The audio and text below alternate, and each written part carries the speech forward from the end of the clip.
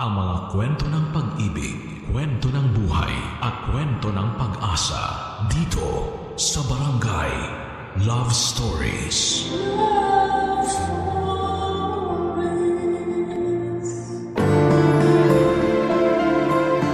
Ang hirap ng buhay ay isang topic na marami sa atin ang nakaka-relate. Ang buhay ay isang walang katapusang pakikibaka laban sa kahirapan at mga pagsubok na patuloy na sumusubok sa ating katatagan. Ikaw, ano ang kaya mong gawin para malabanan ang hirap ng buhay? Dear Papa Dudut, magandang araw po sa inyo at sa lahat ng sumusubaybay sa Barangay LS. Ang inyong programa ay ang kasama ko sa pang-araw-araw. Tuwing nagluluto, naglalaba, naglilinis, at kahit sa mga simpleng gawain ay kasangga ko po ang Barangay LS. Kaya ako po napagdesisyonan na magsulat ng liham sa inyo dahil talagang nakaka-relate ako sa mga kwento ng buhay na napapakinggan ko sa inyong programa. Ako nga pala si Olivia. Pagdating naman po sa sarili ko ay hindi po sa pagmamayabang. Pero madalas pong sinasabi ng iba na hindi daw halata sa aking itsura na mahirap ako. Ayon sa kanila, matangkad ako, maganda at maamo ang aking mukha. Pero ang hindi nila alam ay pinanganak at lumaki po ako sa isang maliit at magulo na barangay sa Tondo. Naranasan ko po ang buhay na kadalasan ay pagpaglang ang kinakain namin upang makatuwid sa pang-araw-araw. Pagpag po na siya ring hanap buhay ng aking mga magulang. Ako po ang panganay sa aming magkakapatid at dahil sa hirap ng buhay ay hindi po ako nakapagtapos ng high school. Marami po akong naranasan sa buhay na hindi ko naman ginusto. At hanggang ngayon ay naiisip ko pa rin minsan na unfair nga ang buhay. Kasi may mga tao na pinanganak na may kaya, samantalang kami ay salat na salat sa buhay. Salat na salat sa lahat ng bagay sa mundo. Habang lumalaki po ako ay aaminin ko po na napuno ako ng inggit. Tuwing nakikita ko ang mga kaedad ko na masaya at walang alalahanin. Habang ako naman ay rumarakit ng kung ano-ano para lamang makaraos. Isa po sa mga racket ko ay ang pakikipag-unahan sa paghahanap ng pagpag sa madaling araw. Pati na rin ang pag-iipon ng plastik at bote at pagtanggap ng mga labada. Lahat po ng ito ay para lamang makaramdam ng kahit kaunting ginhawa sa buhay. Kaya po sobrang naaawa ko sa mga kapatid ko na parang nagiging tulad ko na rin. Nangangalakal para lamang makatawid. Minsan po ay naiisip ko kung ano ba ang kasalanan namin upang maranasan ang ganitong klase ng buhay. Pero kahit na ganoon ay hindi po ako tumigil sa pagharap sa mga hamon ng buhay. Hindi po sumagi sa isipan ko na maghanap ng regular na trabaho dahil wala po akong sapat na edukasyon. At hindi ko rin po kasi nakakamta ng tiwala sa sarili. Pero nagbago po ang lahat ng kinausap ako ng aming kapitbahay na nagtatrabaho sa isang restaurant. Sinabi po niya na naghahanap sila ng mga waitresses at gusto niya raw akong tulungan. Doon po ako nagkaroon ng lakas ng loob na subukan at sa kabutihang palad ay natanggap po ako bilang isang waitress. Ngunit habang nagtatrabaho po ako doon ay mas lalo kong naramdaman ang kawalan ng hustisya. Bakit kahit na anong sipag at overtime ko ay parang hindi ko pa rin nararamdaman na umaangat ang buhay ko. Kaya ang tanging bagay na ipinagpapasalamat ko na lamang po ay ang wala akong anak. Sa mga panahon yun ay naiisip ko po na kung sakaling mag-aasawa ko balang araw ay gusto ko na lamang po na may kaya sa buhay ang makakasama ko. Kasi sa dami ng mga pinagdaanan at feeling ko ay deserve ko na rin ang mabigyan ng marangya at magandang buhay.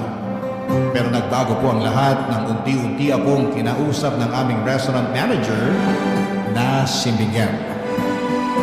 Alam ko po na hindi ganun kayaman si Miguel, pero sa mga oras na nagkakaroon kami ng pagkakataon na mag-usap, ang pakiramdam ko po ay parang nawawala ang lahat ng bigat sa buhay ko.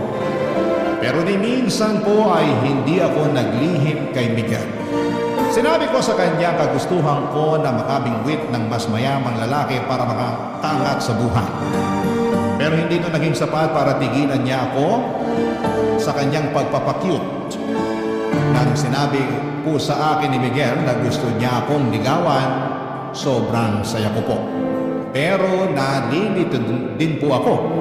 Kasi aaminin ko po na mahal ko siya pero pinipigilan ako ng kagustuhan ko na umangat sa buhay, Papa Dudut.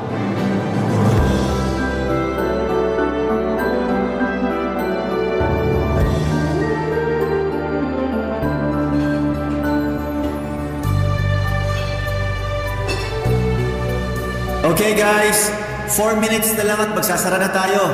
Linisin niyo na ang mga kailangan linisin para makauwi na tayo. Olivia, sandali lang. Pwede ba kitang makausap? Oo naman sir, ano pong kailangan niyo? Ano ka ba? Sinabi ko na naman sa'yo na tigil-tigilan mo nang kakatawag sa akin ng sir. Miguel na lang. Pero boss kita eh. Nakakailang naman kung Miguel ang itatawag ko sa'yo dito, diba?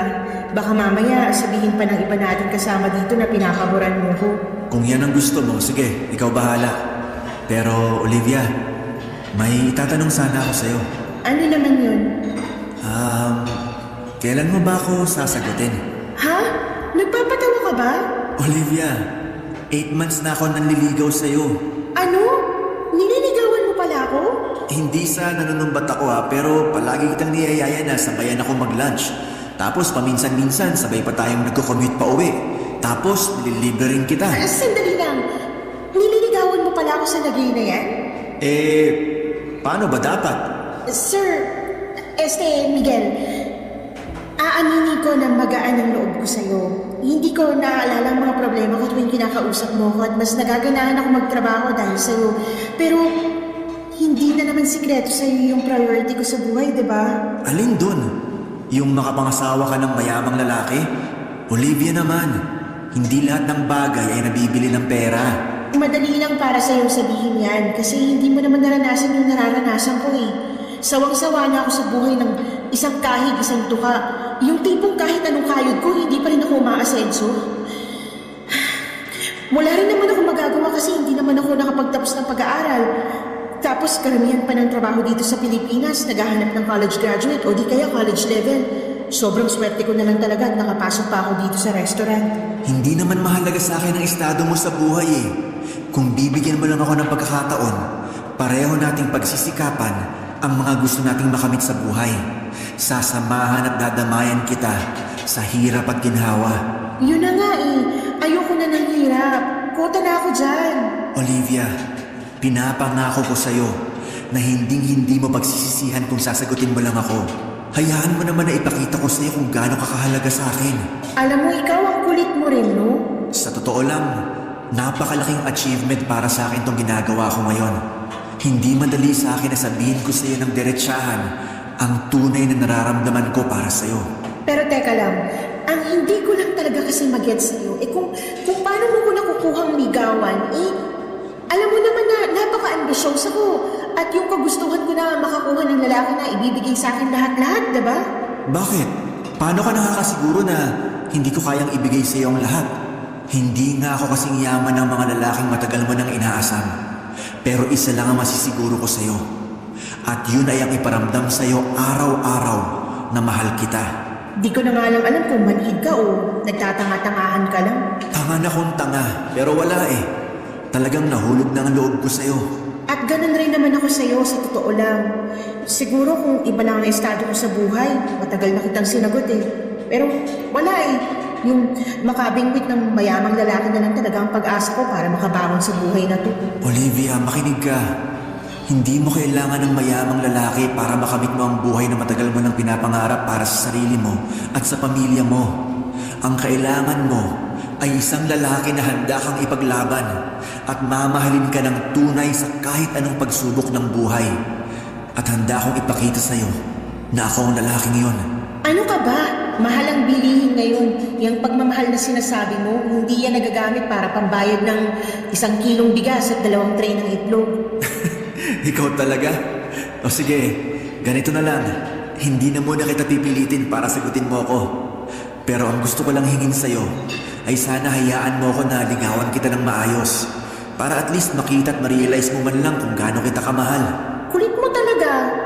Sige nga, paano kung mag-iisang taon mo na akong nililigawan at hindi pa rin kita sinasagot? Okay lang, take your time. Ang mahalaga lang naman sa akin ay yung payagan mo ako na ligawan kita. Napaka-confident mo naman yata. Paano ka nakakasiguro na sasagutin kita? Hindi ka ba natatakot na baka masayang lang yung oras at pagod mo? Hindi. Kasi nagbabaka sakali ako na kapag nakita mo na kung gaano ka kahalaga sa akin, baka magbago ng isip mo at mawala na yung kagustuhan mo na makabingwit ng mayamang lalaki. Kaya, sige na. Please? Ang kulit mo naman. Oo na. Ha? Pumapayag na ako na ligawan mo ko. Sa wakas! Thank you, Olivia! Promise, hinding-hindi mo pagsisisihan to.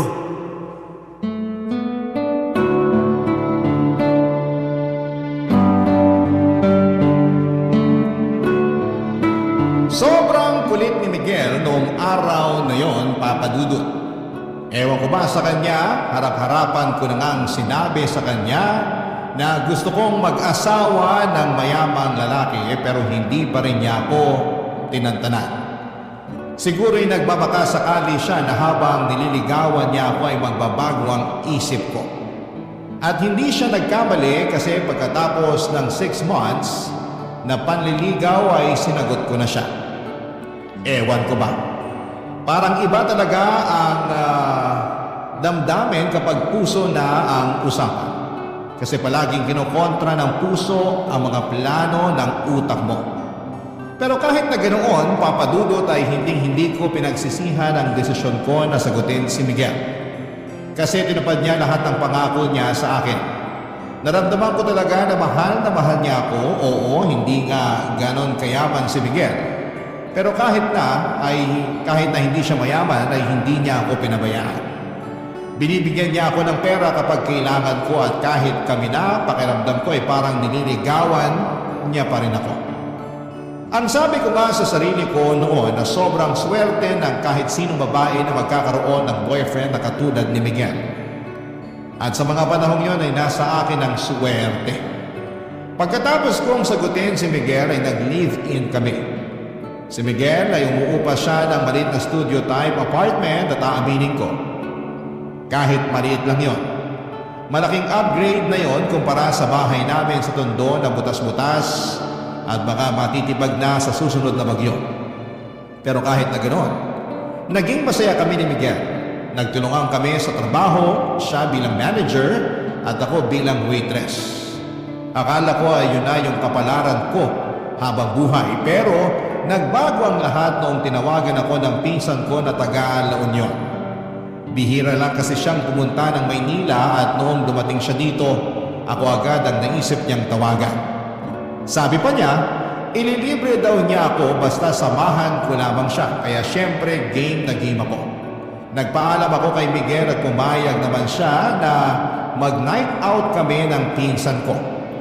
Pero nung gabi na yon, habang nag-iikot kami ay naisipan ng pinsan ko na pumunta sa bar. Nag-inuman kami at sobrang enjoy kami. Wala kaming ibang ginawa kundi ang magchismisan tungkol sa mga kamag-anak namin. Pagkatapos ng ilang oras ay nagpaalam ang pinsan ko na pupunta raw siya sa CR kasi naparami daw ang kain niya. Kaya naiwan akong mag-isa sa table namin.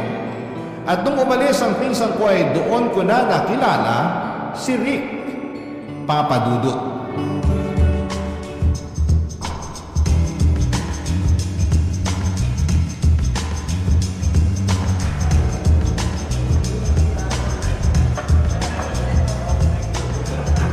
Hello, miss. Umalis na ba yung kasama mo? Ha? Sino ka? I'm sorry. Ako nga pala si Rick. Actually, kanina pa kita pinagmamasdan at gustong kausapin. Pero hindi nga lang ako makatsyempo kasi nandito yung kasama mo kanina. Pinsan ko yun. Pumunta lang ng CR yun pero babalik din yun dito maya-maya. Teka lang, sino ka ba? Ba't mo ko kinakausap? Ano kailangan mo sa akin? Miss, relax ka lang. Ang dami mo namang tanong. Sino ba naman ang hindi magtataka at mapapatanong? Bigla-bigla mo na lang ako kinakausap. Wow, mas maganda ka pala sa malapitan. Layuan mo nga ako, hindi kita type. Hindi na ako magpapaligoy-ligoy pa. Nagagandahan ako sa'yo, tapos sobrang sexy mo pa. Di po ko yung mga babaeng katulad mo. I'm sorry, pero may... Teka lang, ba't ba ako nag-i-explain sa'yo? Pag sinabi kong layuan mo ko, ganun lang kasimple yun. Matuto kang tumanggap ng rejection. Ang pangit-pangit mo, pero ang lakas ng loob mo ah. Diyan ka na nga. 20,000 pesos. Ha? 20,000 pesos para makasama kita ng isang buong gabi. Ano akala mo sa akin, Pok-Pok? Aanin ko naman 20,000 mo. Sa itsura mo pala, mukhang may nakakahawa ka ng sakit. Wala akong balak na mag-staycation sa ospital, kaya maiwan na kita dyan, okay? Wala akong nakakahawang sakit. Miss, paano kung sabihin ko sa'yo na gusto kitang maging sugar baby? Sugar ano? I see. Hindi mo alam ang ibig sabihin ng sugar baby. Ipapaliwanag ko sa'yo ng maayos. Bibigyan kita ng pera from time to time. Kumbaga parang allowance. As long as gagawin mo yung mga ipapagawa ko sa'yo. Hindi lang 20,000 ang kaya kong ibigay sa'yo. Basta gawin mo lang lahat ng gusto ko. Teka lang. Kung sakasakali, ano naman yung ipapagawa mo sa akin? Ano kapalit? Sasamahan mo ako sa mga lakad ko at yun lang yun. No more, no less. Magpapasama ka sa mga lakad mo? Baka yung hinahanap mo o di kaya caregiver? Hindi ganun yun. Pag sinabi kong lakad, I mean magda-date at magbabakasyon tayo paminsan-minsan. Kaya kitang dalhin kahit saan mo gusto. Cebu, Boracay, Siargao, Batanes, Palawan. Ikaw bahala.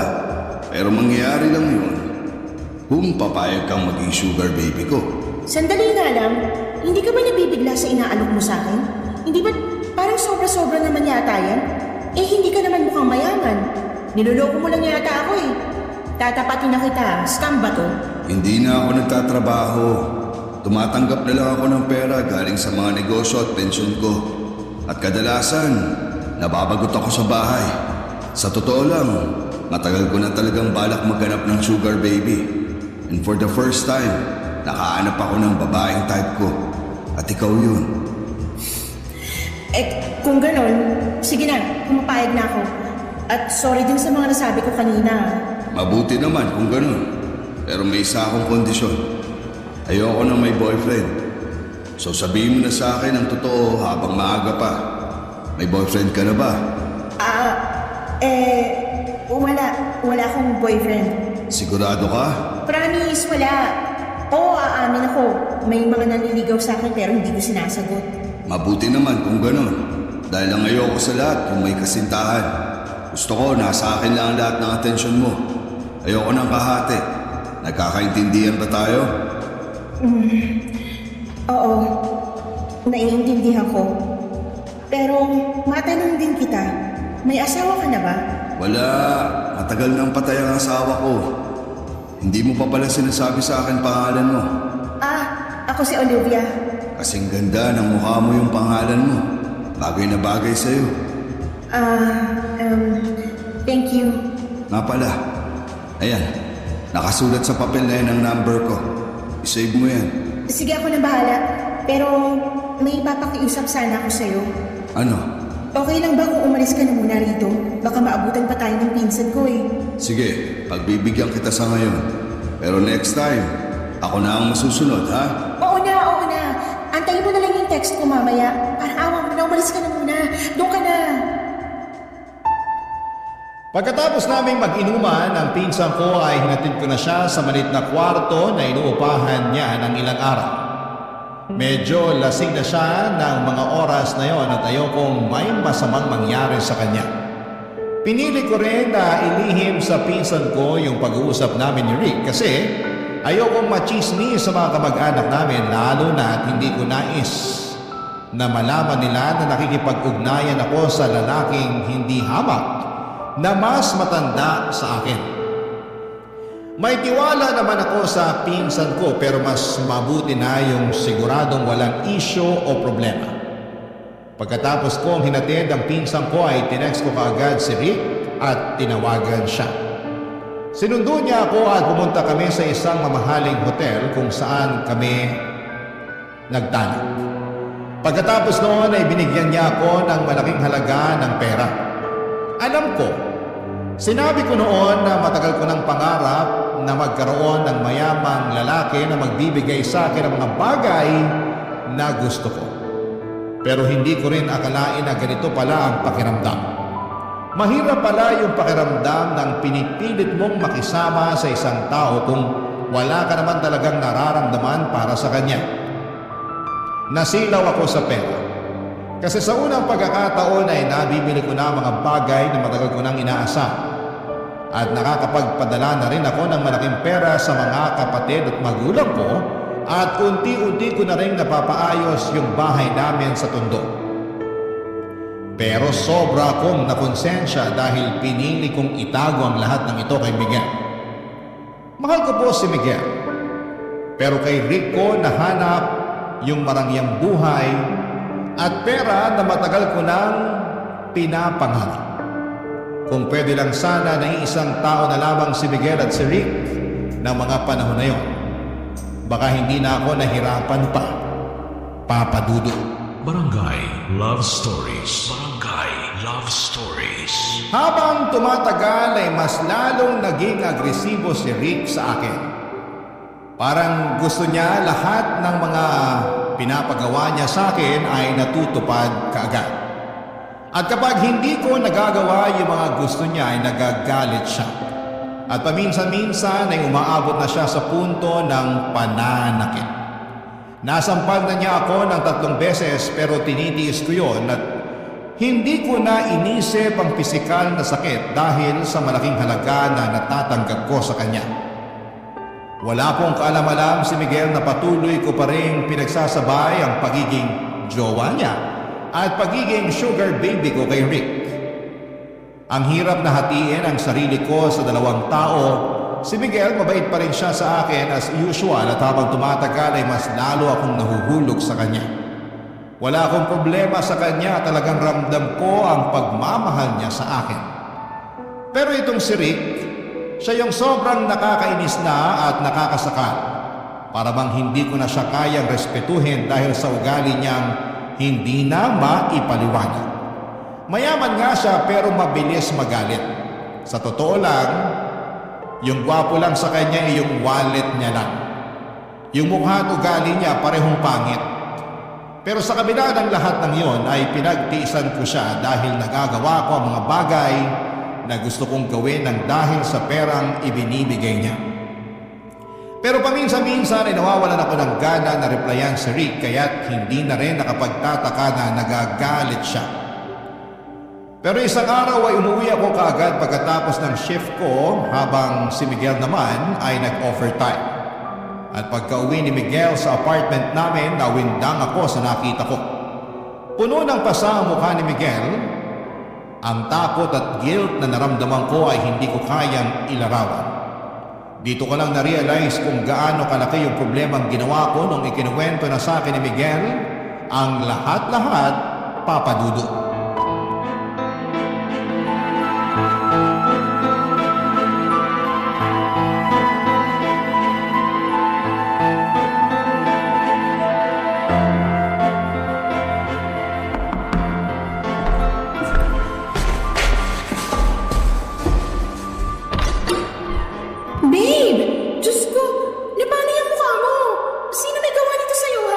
Olivia, sabihin mo nga sa akin ang totoo. May iba ka pa bang kinakasama? Wala! Ano ka ba? Bakit mo naman naitanong yan? Inabangan ako ng lalaki nakakotse at pinabugbog niya ako sa tauhan niya. Pinagbantaan niya ako na layuan na raw kita dahil kung hindi, papatayin daw niya ako. Diyos ko! Magsalita ka, Olivia! May alam ka ba tungkol sa nangyari sa akin? Miguel, babe, I'm so sorry. Pero, Magsalita ka! babe, I'm sorry. May sugar daddy ako. Ano? Pero hindi ko lubos akalain na masasaktan ka niya. Babe, maniwala ka. Wala akong alam sa ginawa niya sa'yo. Pinagtaksilan mo ako?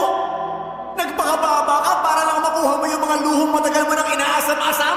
Grabe ka naman, Miguel. Ang sakit mo naman magsalita. Tapos Sagutin mo nga ako! Minahal mo ba talaga ako? Mahal mo ba talaga ako? Oo, mahal kita, Miguel. Kung ganun, paano mo nagawa sa akin to? Kulang mo ba yung sakripisyong binibigay ko sa'yo? Kulang mo ba yung pagmamahal ko para sa'yo, ha? Wala akong nilihim sa'yo simulat sa pool, Miguel. Matagal mo nang alam yung kagustuhan kong umasenso man lang sa buhay. Oo, alam ko! Alam na alam ko yan! Kaya nga ako nasasaktan eh! Kasi umasa ako na balang araw magiging sapat din sa'yo ang pagmamahal na binibigay ko. Ano bang kulang sa akin, Olivia, ha? May nagawa ba akong kasalanan sa'yo para saktan mo ako ng ganito? Wala! Alam kong mahal mo ko at nararamdaman ko yun. Pero sa tingin ko panahon na siguro para Para ano? maghiwalay tayo.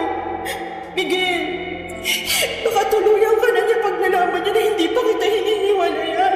Ano? Hindi. Olivia, babe, huwag mo akong hiwalayan, please lang. Makinig ka sa akin, ha? Puputulin mo na ang ugnayan mo sa lalaking yun at magpapakalayo na tayo. Yung kapatid ko na nagtatrabaho sa Cebu, pwede niya tayong tulungan. Doon tayo magsisimula ng panibagong buhay. Pero Miguel, Ano, Olivia? Bakit hindi ka makasagot, ha?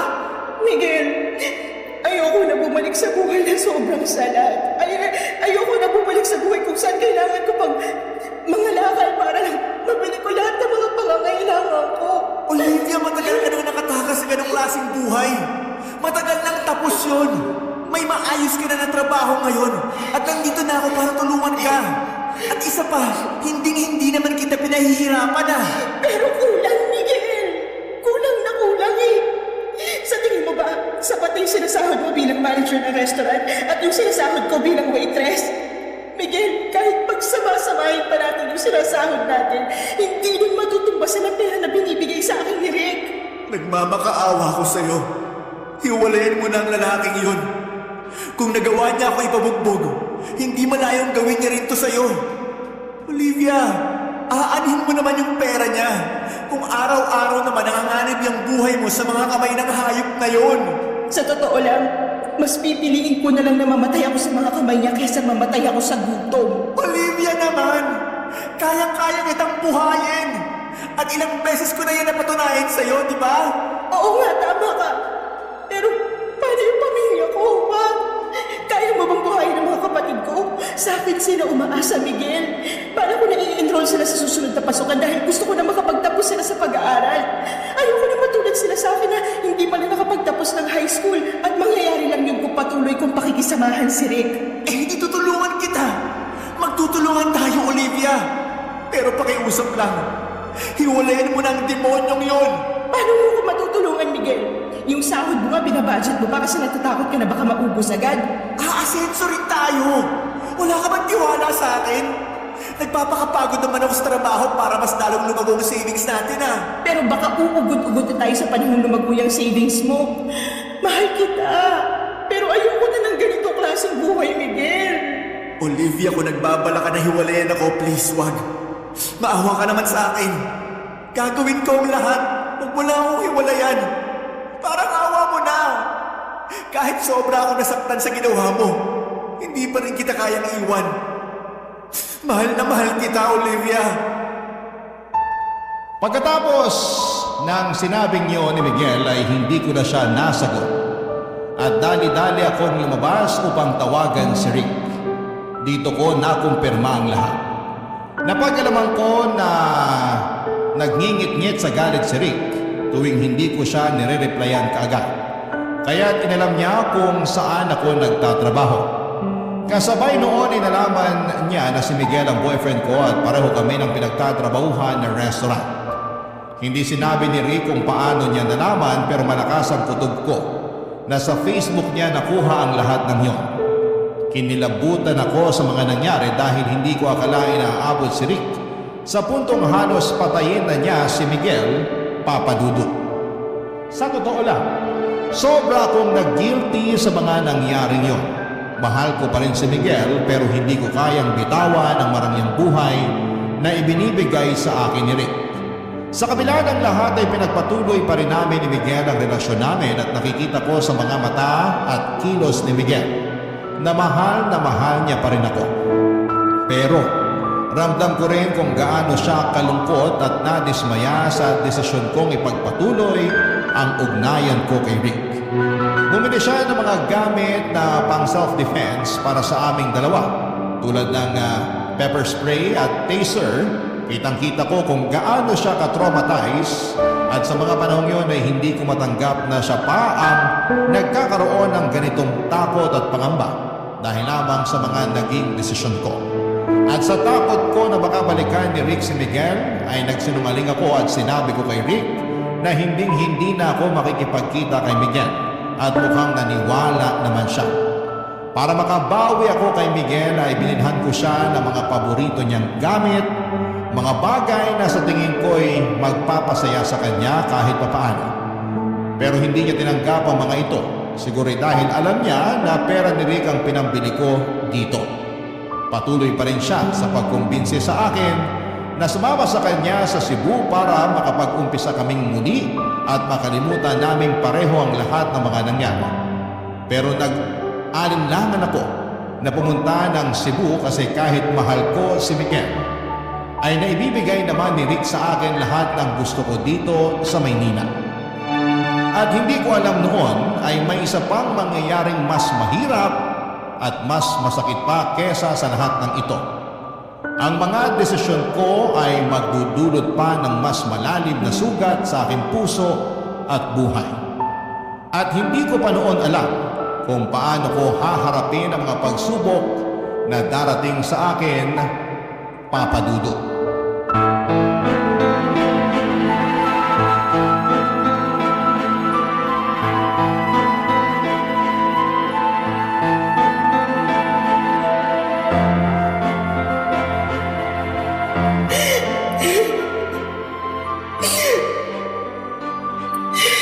Olivia, babe, bakit ka umiiyak? Sinaktan ka ba ng hayop na Rick na yun? Sabihin mo lang sa akin at hindi na ako magdadalawang isip na sugurin siya. Oo, aaminin ko na takot ako sa kanya kasi mayaman siya at pwedeng-pwede niya ako ipatumba kung gustuhin niya. Pero hindi na ngayon. Kaya ko gawin ang lahat para sa iyo, babe. Hindi na ako magpapasindak sa kanya. Hindi ganun yun. Kung ganon, ba't ka umiiyak, ha? Tingnan mo itong pregnancy test. Buntis ako. Teka lang, paano naman mangyayari yun eh? Palagi naman tayong gumagamit ng proteksyon. Olivia, hindi! Sabihin mo sa akin na hindi totoo yan! Miguel, babe, I'm sorry. Pero kasalanan to ni Rick eh. Nagagalit siya, sinasaktan niya ako kapag hindi ko sinusunod yung gusto niya tuwing nagtatalik kami sa kama. Olivia naman! I'm sorry. I'm so sorry. Babe, makinig ka sa akin. Itutuloy na natin to. Pupunta na tayo ng Cebu sa Makalawa. Doon na tayo magsisimula ng bagong buhay kasama ang batang yan. Ako ang tatayong ama niya, naintindihan mo? Hindi ako makakapahayag na lumaki ang batang yan sa piling ng tatay niyang hayop. Kinausap ko na ang kapatid ko at handa siyang tumulong para makapagsimula tayo ulit. Miguel, anong alam natin sa pagpapalaki ng bata? Hindi natin kakayanin to. Paano natin bubuhayin ang batang to? Malulupog lang tayo sa utang. So anong gusto mong gawin? Ipaako sa Rick na yun ang batang yan? May kaya si Rick. Kayang-kaya niyang buhayin ang batang to. At isa pa, kahargo at responsibilidad niya rin ang batang to. Mabibigyan niya ang anak ko ng buhay na kahit kailan, hindi natin mabibigay sa kanya. Teka lang, bakit nararamdaman ko na parang gusto mo nang sumama sa lalaking yon, ha? Miguel, kung hindi lang dahil sa batang to, hindi kita iiwan eh. Olivia, hindi. Huwag mong gawin sa akin to. Babe, ilang beses ko ba ipapaalala sa'yo na hiwalayin mo na ang lalaking yon? Hindi mo ba nakikita na unti-unti niya nang sinisira ang buhay mo? Hindi ka nga namumulubi pero hawak ka naman sa leeg ng lalaking yon. Napapaikot ka na niya sa mga palad niya. Gagawin ko lahat para sa anak ko, Miguel. Ayoko lumaki ang anak ko sa hirap. Pero babe, sasaktan ka lang ng lalaking yon. Matagal ko nang tinitiis ang pakikipagkita mo sa lalaking yon dahil mahal na mahal kita. Pero hindi naman pwede na habang buhay tayo ganito. Na habang buhay ka magpapakaalila sa hayop na yon. Magkaroon ka man lang sana ng konting respeto para sa sarili mo, Olivia. Alam ko kung anong ginagawa ko, hindi ako tanga. Alam ko kung anong nakukuha ko kay Rick, okay? Ano? Pera! Magandang buhay para sa pamilya ko at respeto ng mga tao na dati ako tinatapak-tapakan dahil walang-wala kami. Respeto? Oo, Miguel, respeto. Respeto sa'yo o sa pera mo? Alam mo, Miguel, kung ikaw gusto mo maging mahirap habang buhay, gawin mo. Magiging masaya pa ako para sa'yo at hindi kita pipigilan. Pero ito lang ang ipapaalala ko sa'yo, ha? Wala kang karapatang husgahan ako kung gusto kong yumaman. Oo, Olivia. Hindi nga ako kasing yaman ni Rick. Pero kahit kailan, hindi ko ibebenta ang pagkatao ko. Ang kapal ng mukha mo! Alam mo kung anong problema mo? Hindi mo na alam ang ibig sabihin ng totoong pagmamahal. Dahil puro pera na lang ang nasa utak mo. Tapatin mo nga ako, Olivia. Totoong masaya ka ba talaga, ha? Oo, masaya ako. Mayaman na ako. Nabibili ko na lahat ng gusto ko. Pero hindi nabibili ang tunay na pagmamahal. Ang pagmamahal na patuloy mong binabaliwala dahil lang sa ambisyon mo na magkaroon ng limpak-limpak na pera. Sino bang may sabi sa'yo na gusto ko ng pagmamahal? Buwisit na buhay to. Alam ng Diyos na ginawa ko ang lahat para sa'yo, Olivia. Kailan pa ba ako magiging sapat sa'yo, ha? Ano ba talaga gusto mong mangyari? Hindi ko na alam. Ewan ko. Naguguluhan na ako. Pwes ako alam ko. Dahil mahal na mahal kita. Olivia, babe. Sumama ka na sa akin papuntang Cebu. Please lang. Nagmamakawa ko sa'yo. Gawin mo to para sa akin. Para sa sarili mo. At para sa magiging anak natin. Handa akong ituring ang batang yan na parang anak ko na rin. Basta sumama ka na lang sa akin. Please. Miguel, kung hindi ako lalayo, patuloy lang kitang mamahalin. At alam ko na masasaktan lang ako, masasaktan lang tayo.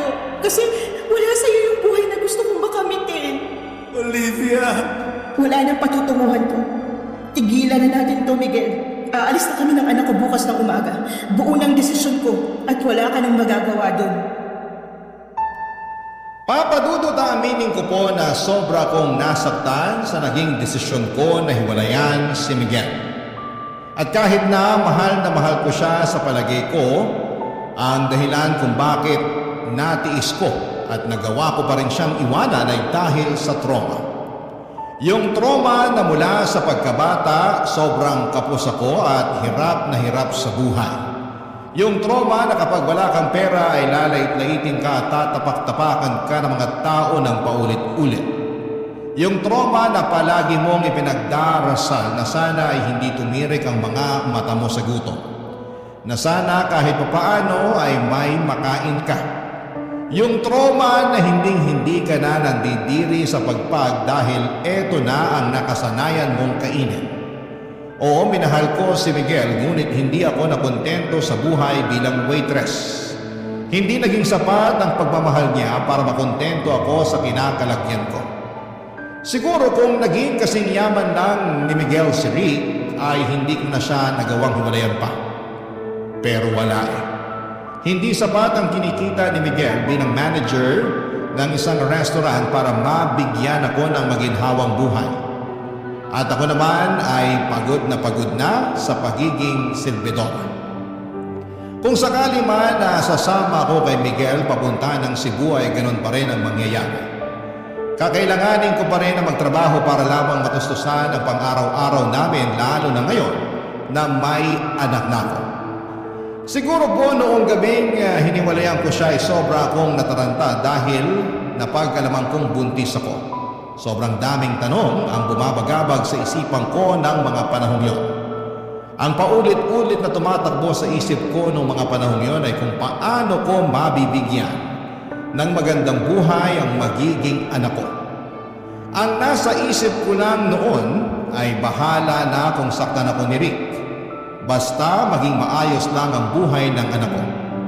Ayokong ipalaglag ang bata at mas lalong ayoko na mabuhay siya na nakakaranas ng hirap na naranasan ko. Ayoko siyang lumaking salat sa buhay. Yan po ang naging dahilan kung bakit nagawa kong iwan si Miguel. Noong madaling araw po ay tahimik ako lumabas ng apartment ni Miguel, dala ang isang malaking maleta at tinawagan ko si Rick. Sinabi sa akin ni Rick na may kondo siya sa Taguig at doon ko raw siya init. Nang mga oras na yon ay hindi na ako nagdalawang isip pa. Naglaho ako na parang bula sa buhay ni Miguel. Pinanindigan ko na ang desisyon kong tuluyan na siyang iwanan at sumama kay Rick. Sa mga sandaling yon ay hindi ko alam kung ano ang magiging kinabukasan ko. Ngunit isang bagay lang ang sigurado ako. Gagawin ko po ang lahat para sa magiging anak ko, Papa Dudut. Barangay Love Stories. Barangay Love Stories. Pinatuloy ako ni Rick sa kondo niya sa Taguig at doon ko sinabi sa kanya na buntis ako at kailangan ko ng magandang lugar na matutuluyan. Nakita ko sa mga mata ni Rick kung gaano siya kasaya sa mga sinabi ko sa kanya. Hindi ko maiwasang mapansin na parang isang malaking bigat ang nawala sa kanya. Buong akala ko ay magagalit siya na buntis ako pero hindi at mas lalo pa siyang natuwa. Nang mga panahong yon ay hindi ako nagsisi sa desisyon kong iwanan si Miguel. Siguro ay marami sa mga kabarangay natin ang magagalit sa ginawa ko at marami sa kanila ang baka magsabi na boba, gaga o mukhang pera ako at malamang ay hindi nila ako maintindihan. Pero aaminin na po natin na sobrang hirap na ng buhay ngayon. Yung 1,000 pesos ay bihira ng umabot ng 3 araw. Kung ang mga college graduate nga ay nahihirapan na maghanap ng trabaho o nagtitiis sa trabaho na hindi kalakihan ng sahod, paano na lamang ang katulad ko na hindi man lang nakapagtapos ng high school? Uulitin ko, sobrang hirap ng buhay ngayon. Kahit mga trabaho tulad ng pagiging janitor ay hinahanapan na ng high school diploma. Kaya noong mga panahong yon ay ginawa ko na lang ang tingin kong praktikal at makakabuti para sa anak ko. Gusto ko lang na mabigyan siya ng maginhawang buhay at hindi ko ginusto na mabuo ang anak ko pero andito na to. At kahit kailan ay hindi sumagi sa isipan ko ang ipalaglag siya. Ang tanging magagawa ko na lamang ay ang magsakripisyo para sa kabutihan ng anak ko. At ang sakripisyong iyon ay ang tuluyan ng iwanan si Miguel para kay Rick. Nang gabing iyon, nang pumunta ako sa kondo ni Rick sa Taguig ay halos hindi na kami nakatulog dahil pinag-uusapan na namin ang mga susunod na hakbang sa buhay namin. Tinutok namin ang mga plano para sa hinaharap lalo na ngayon. At naladala ko na ang anak namin ni Rick. Ibinahagi ni Rick ang kanyang mga plano para sa amin at sa anak ko at naramdaman ko na parang tunay talaga siya na nagmamalasakit sa pagbubuntis ko. Na parang ang bawat usapan namin ay nagiging isang hakbang patungo sa mas magandang kinabukasan. Nang mga panahong yon, araw-araw kong ipinagdarasal na sana'y ituring na ako ni Rick hindi lang bilang isang sugar baby, kundi bilang isang tunay na asawa dahil na rin sa magiging anak namin. Kasi kahit papaano ay gusto ko naman na magkaroon ng happy family ang bata. Oo, aaminin ko na di hamak na mas gwapo si Miguel kay Rick pero ewan ko ba, Papa Dudut. Habang tumatagal ay nawala na ako ng pakialam sa itsura ni Rick. Ang nagagawa nga naman ng pera. May kakaibang epekto ito sa tao. Sa puntong hindi mo na alam kung ano ang totoo at kung ano ang tama.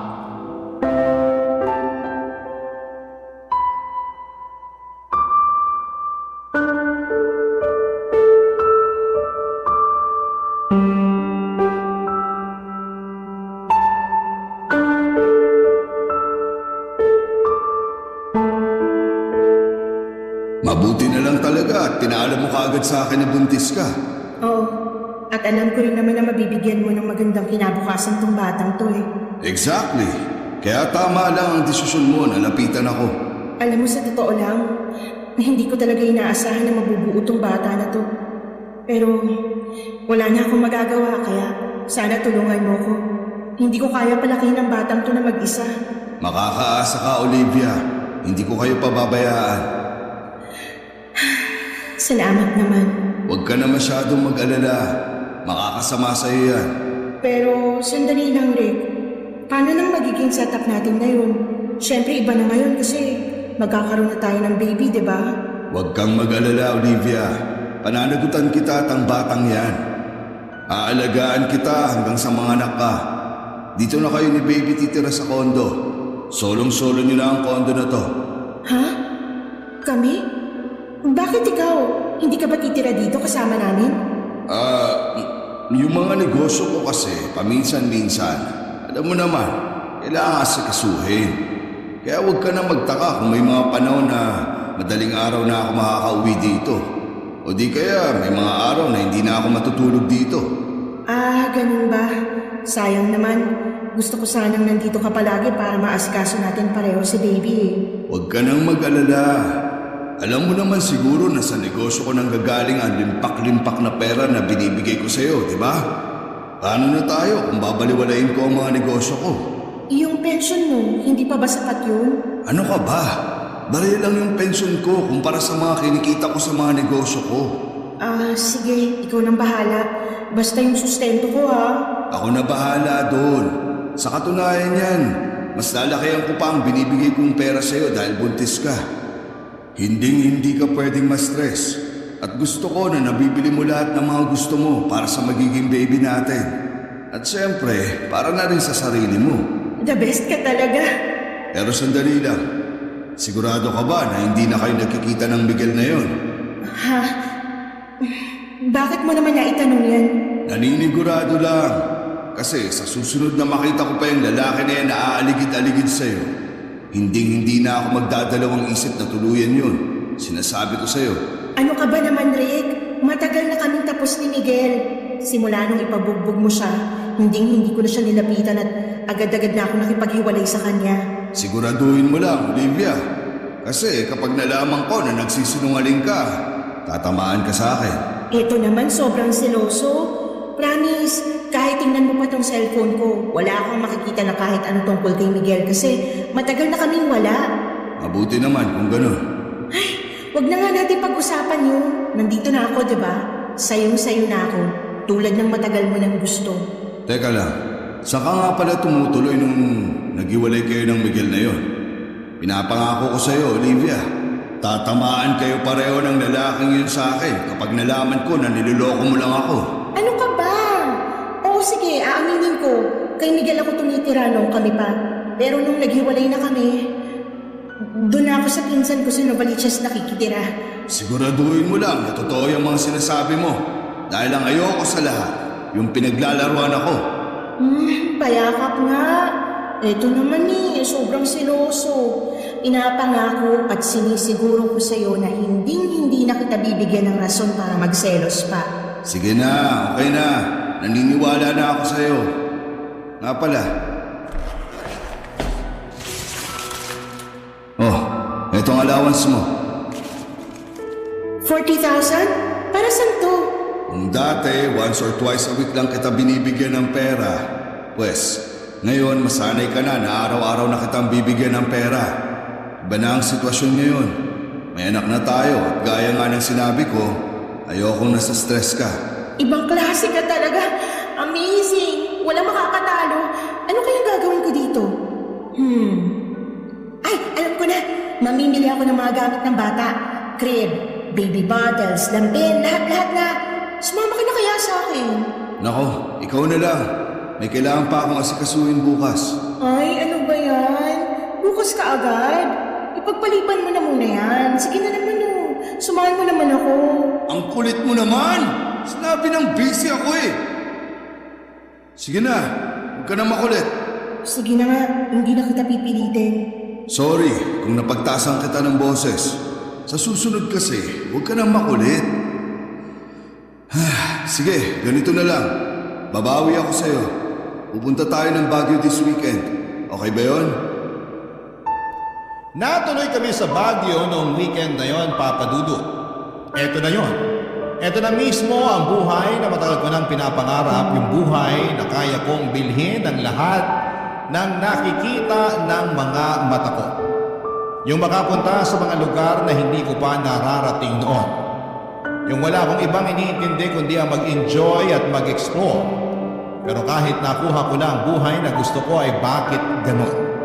Bakit parang may kulang pa rin? Sa totoo lang, dapat ay masaya ako dahil hindi ko na kailangang mag-alala tungkol sa pagbubuntis ko. Kasi sa wakas ay maibibigay ko na sa anak ko ang lahat ng gusto at pangangailangan niya. Pero sa kabila ng lahat ng ito ay para bang may isang malaking bagay na kulang pa rin. Siguro nga dahil magkaibang ang pakikitungo sa akin ni Miguel kumpara kay Rick.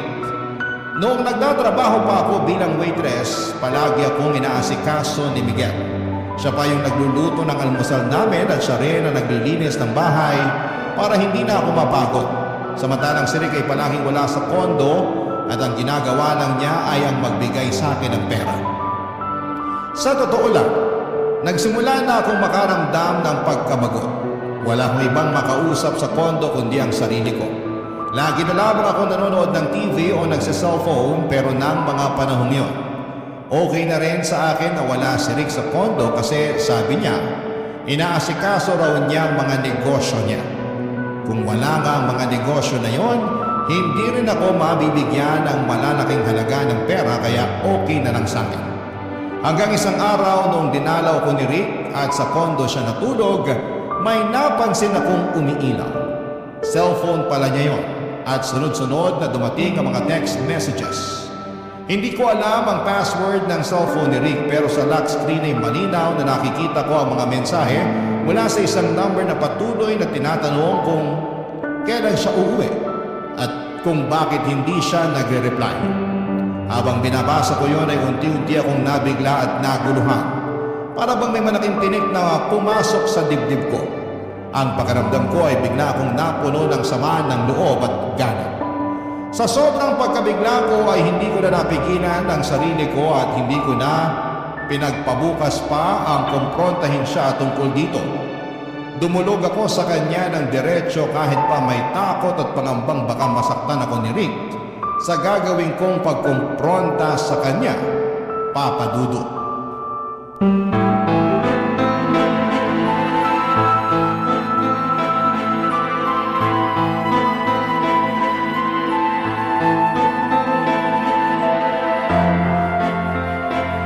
Rick! Walang hiya ka! Gumising ka! Ano to, ha? Bumango ka dyan! Sagutin mo ako! Ano to? Olivia, Sino ano to? ba? Sagot! Tutulog yung tao eh. Sagutin mo! Oo! Sino to naghahanap sa'yo? Ba't tinatanong nito kung kailan ka uuwi? Ano bang pinagsasasabi mo dyan, ha? Ang kapal ng mukha mo para magmaang-maangan! Hayop ka! Uy, ba't mo binato ang cellphone ko, ha? Kung sa'yo ko kaya ibato yan, ang matigil ka. Diyos ko! Kaya pala palagi kang wala dito sa kondo. Hindi negosyong inaatupag mo, kundi ang paghahanap mo ng sugar baby. Hindi ka na nagbago. Ilan na ba kaming sugar baby mo, ha? 3, 5, 8? Huwag kang gumawa ng kwento. Wala akong sugar baby. Anong wala? Kitang-kita ko sa cellphone mo lahat ng kailangan kong malaman, Rick. Oo, siguro nga wala akong karapatan na magalit na ganito kasi bayaran mo lang naman ako simulat sa pool pa lang, di ba? Pero iba ng sitwasyon ngayon. May anak na tayo at pinangako mo sa amin na ibibigay mo sa amin ang buong pagmamahal at atensyon mo. Sinungaling ka! Taksin! Sobrang kati mo nga naman talaga. Matandang hukluban. Naitin mo pa ako ng isang beses. Sisiguraduhin ko na sa kalsada ka na pupulutin. Hayop ka! Sana hindi na ako nagpabunti sa'yo. Manahimik ka! Tumigil ka na sa kakadada mo! Buisit ka! Salot! Wala ka na talagang pag-asa magbagong matanda ka. Ang kati-kati mo! Tumahimik ka na! Asawa ko yung nakita mo nagte-text sa akin. Anong sinabi mo? Wala sana akong balak sabihin to sa'yo ngayon pero wala na akong magagawa kasi nagwawala ka na. Anong kailangan ko malaman, Rick? Sabihin mo sa akin. Ano? Matagal nang baog ang asawa ko at pareho kaming naghahanap ng anak. Ano ibig mo sabihin? Sinadya ko talaga na buntisin ka noon dahil matagal ko ng plano na kunin niyang bata sa'yo pagkapanganak mo. Hindi. Ayoko. Hindi mo makukuha sa akin ang bata. Hayop ka. Niloko mo ako. Pinlano mong lahat ng to. Wala kang kasing sama. Hoy Olivia, pareho lang tayo. Ginamit mo lang rin ako dahil sa pera ko. Wala tayong pinagkaiba. Wala akong pakialam. Hindi mo makukuha sa akin ang bata. At saan mo pala nakita ang batang yan, ha? Sa squatters kasama ng mga iba pang pulubi. Anong ipapakain mo dyan? Asin at toyo? Ikaw na mismo nagsabi sa akin noon na hindi mo kayang palakihin ang bata na yan ng mag-isa, di ba? So anong gusto mo mangyari? Lumaki ang anak ko na ibang babae kinikilala niyang nanay? Asawa ko naman ang kikilalanin niyang nanay eh. Hindi ko pa sana sasabihin sa ito eh. Pero andito na to. Kaya dediretsuhin na kita. Willing akong magbayad ng malaking halaga. Basta ipaampon mo lang sa akin ang bata pagkapanganak mo. Ano? Hindi ako makakabayan. Alam ba ng asawa mo itong mga pinagagagawa mo, ha? Wala siyang alam at hindi niya na kailangang malaman pa. Paano kung sabihin ko sa asawa mo tungkol sa atin, ha? Ang kapal ng mukha mo para lokohin ako ng ganito? Sige, gawin mo. Pag nalaman ng asawa ko ang tungkol sa atin, masisira ka rin. Ibubunyag ko sa lahat na ikaw ang naging kabit ko. At kapag nagdemanda siya, madadamay ka. Kung gusto mong sirain niyang buhay mo, sige, gawin mo. Magsumbong ka. Ang kapal ng mukha mo para magalit nung natuklasan mo yung tungkol sa amin ni Miguel. Sinabi mo sa akin na wala akong asawa. 500,000. Ano? Ipaubayan mo na yung anak mo sa amin ng asawa ko pagkapanganak mo. At bibigyan kita ng kalahating milyon. Hindi. Ang kapal ng mukha mo. Ayoko. Manigas kang hayop ka. Kaya ko pang dagdagan yan kung gusto mo. Ako ang tunay na ama ng batang yan. At handa ako magbayad ng malaking halaga para mapasamin siya. Alam mo, awang-awa ako. Hindi sa'yo kundi sa asawa mo. Hindi niya alam na may asawa siyang manluloko at maduming maglaro kasing dumi ng pagmumukha mo. Ang totoo niyan, matagal na ako nagditiling sa'yo eh. Duming-dumi ako sa sarili ko tuwing hinahalikan mo ko. Pinakisamahan lang kita ng dahil sa pera mo. Eh di inamin mo rin. Inamin mo rin na wala tayong pinagkaiba. Kaya sige na, pumayag ka na. Ibigay mo na sa akin yung batang yan pagkapanganak mo. Manigas ka! Wag na wag mo akong susundan. Maghanap ka ng ibang lolokohin mo. Nagmukha lang akong matapang ng gabing yon, Papa Dudut, pero ang totoo niyan ay sobra akong natakot kaya dali-dali akong umalis. Malakas din ang loob ko noon kasi alam kong hindi makakapag-iskandalo si Rick. Maraming tao sa kondo na yon at kung gusto ko ay pwede ko siyang ipakaladkad sa mga guard sa ibaba kung may gagawin siyang masama sa akin, Papa Dudut. Pagkatapos noong araw na yon ay hindi na ako nagpanamdam kay Rick. Tinapon ko yung SIM card ko at bumili ako ng bago. Gaya ng sinabi ko ay hindi ko inaasahan na magkakaroon ako ng anak kay Rick. Pero habang unti-unti ko nang nararamdaman, ang bata sa tiyan ko ay parang unti-unti na rin siyang napamahal sa akin. Kaya naman sobrang gulat at galit ko noong nalaman kong may asawa na pala si Rick at may balak pa siyang kunin sa akin ang bata pagkatapos kong manganak. Mabuti na lamang at natuklasan ko ang lihim ni Rick kasi kung hindi ay baka kung ano pa ang nangyari sa akin at sa anak ko. Hindi ko kakayanin na malayo sa anak ko. Bumalik ako sa bahay namin sa Tondo at mabuti na lamang talaga at hindi ko sinabi kay Rick yung tungkol sa bahay namin noon. Kasi kung hindi baka nasundan na niya ako noon. Nagulat sila mama, papa at mga kapatid ko noong sinabi ko sa kanila na buntis ako. Ikinuwento ko sa kanila lahat ng pinagdaanan ko at sobrang naaawa sila sa akin at tinanggap pa rin nila ako. Ngayon ay nagtatrabaho na ako bilang cashier sa isang maliit na grocery store na malapit lang sa bahay namin. Pinapaaral ko na rin ang mga kapatid ko at dalawa sa kanila ay nasa high school na at yung dalawa naman ay senior high na. Opo, aaminin ko na naging mahirap. Pero mabuti na lang at mabait yung boss ko dahil pinapahiram niya ako ng pera paminsan-minsan. Si nanay naman po ay tumigil na sa pagtitinda ng pagpagad sa awa ng Diyos. May maliit na sila na karinderya at pinagtutulungan na lang namin yung pambayad at tuition fee ng mga kapatid ko. Sa ngayon ay ako po ay isang single mom at may 5 taong gulang na baby boy. Sobrang cute niya at halatang hindi nagmana sa tatay. Tinutulungan din po ako nila mama at papa sa pagpapalaki sa kanya. Kahit wala na sa akin ang buhay na puno ng luho o di hamak na mas masaya at mas may peace of mind naman ako sa ngayon. Napag-alaman ko din na sa isang news article na nasangkot si Rick sa isang networking scam at nakulong. Napaisip nga din po ako na baka yung perang binibigay niya sa akin noon ay hindi galing sa negosyo, kung hindi ay galing sa networking scam.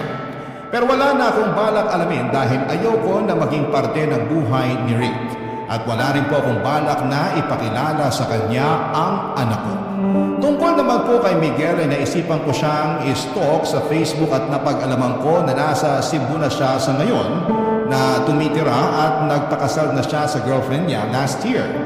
Naiiyak ako ng sobra noong nalaman ko yun. Ang napagdesisyonan ko na lamang ay i-block siya sa Facebook kasi punong-puno ako ng panghihinayang at pagsisisi tuwing nakikita ko siya sa cellphone ko. Sa ngayon ay nagbabalak na akong mag-enroll at maging working student sa susunod na pasukan. Susubukan kong makapagtapos man lang ng high school dahil napagtanto kong mahalaga ang edukasyon upang magkaroon ng magandang buhay na hindi umaasa sa iba. Marami po akong pinagsisihan sa mga naging desisyon ko hanggang ngayon. Ngunit patuloy ko pong lalabanan ang mga pagsubok at magsusumikap para sa mas magandang kinabukasan namin, ng anak ko at ng pamilya ko. Nais ko po sanang magpasalamat sa pagbibigay ninyo ng opportunity na maibahagi ko sa inyo ang kwento ng buhay ko. Patuloy niyo po akong magiging number 1 na supporter. Maraming salamat po sa inyo, Papa Dudut, ang inyong forever kapuso at kabarangay, Olivia. Barangay Love Stories. Barangay Love Stories. Kwentuhan naman tayo dito sa comment section.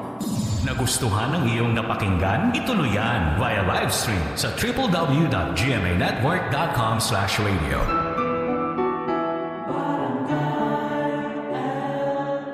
In Mega Manila, 97.7